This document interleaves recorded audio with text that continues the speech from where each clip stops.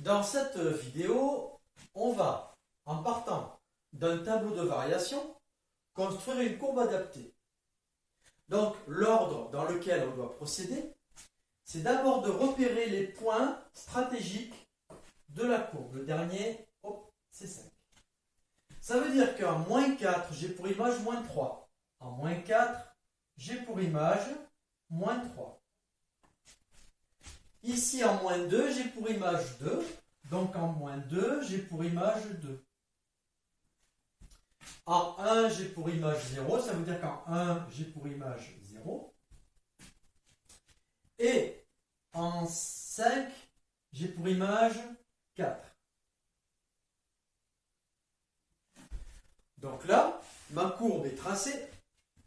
Maintenant, il faut qu'elle monte jusqu'ici. Ensuite, elle redescend. Et ensuite, elle remonte. Donc voilà, ça c'est un tableau basique sur lequel, maintenant, je vais modifier l'énoncé d'exercice. Admettons maintenant qu'on vous rajoute ici f de, admettons,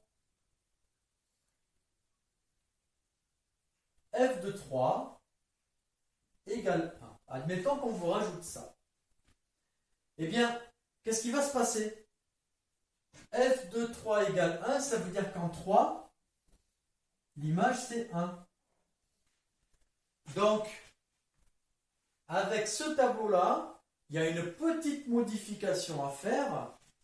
Voilà, hein. Il faut juste cette partie-là la modifier pour la faire passer par ce point.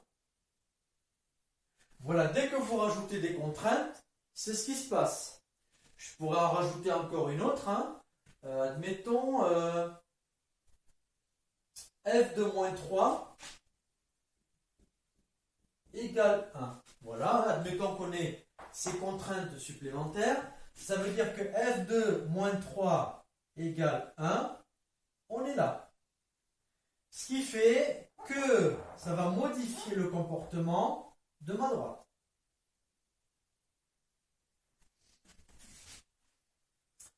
Maintenant, admettons qu'on vous dise f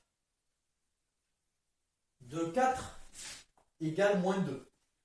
Si on vous disait f de 4 égale moins 2, bon, ben, si on met ici,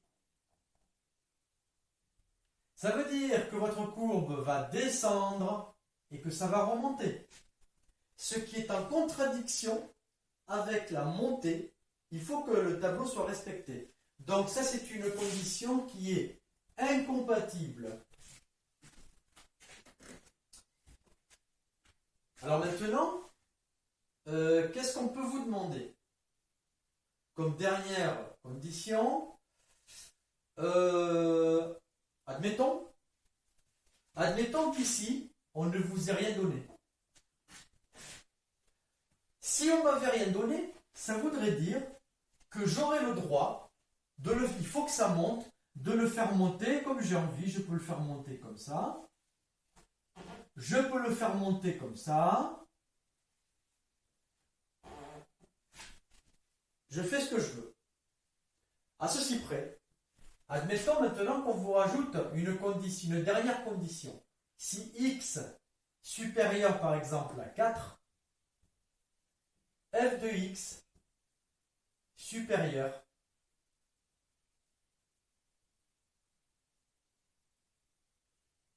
à 2. Admettons que vous ayez une condition comme ça. Ça veut dire quoi? Ça veut dire que votre courbe, si je fais x égale 4, ça démarre ici. Bon, si je fais une courbe comme ça, je vois que à partir de 4, je me situe entre 1 et 2. Or, il faut que ce soit supérieur à 2. Ça veut dire qu'à partir d'ici, à partir de là, le niveau minimum, ça va être 2. Votre courbe ne pourra pas, à partir de 4, à partir d'ici, ne pourra pas être en dessous de ce pointillé. Donc votre courbe, vous la faites monter, mais vous êtes obligé après de la faire au-dessus du niveau. Vous ne pouvez pas la faire en dessous. Ça ne respecterait pas cette condition. Donc cette condition-là signifie toujours que votre courbe ne pourra pas être... voilà, il ne faudra pas qu'elle soit en dessus ou en dessous d'une certaine barre. Donc je répète. Première étape, je place tous les points du tableau. Avant de faire la courbe, je place les points supplémentaires qu'on peut vous donner. Et ici, ça vous donne une condition, voilà, particulière que la courbe doit respecter.